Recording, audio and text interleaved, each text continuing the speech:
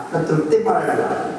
అజ్ఞానులైనటువంటి వాడు, భక్తులైనటువంటి వాడు భగవంతుడు ఎంత ఇస్తే అంత. కాబట్టి అటువంటి భావన మనకి రావాలి.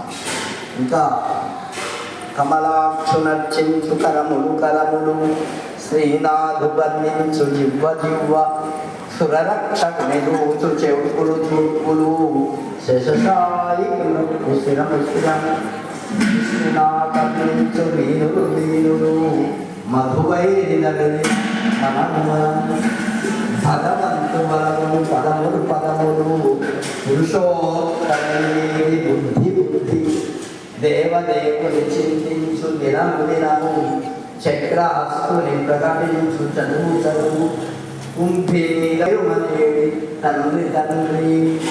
తండ్రులు ఎలా ఉండాలి? నీ కరములు ఎలా ఉండాలి?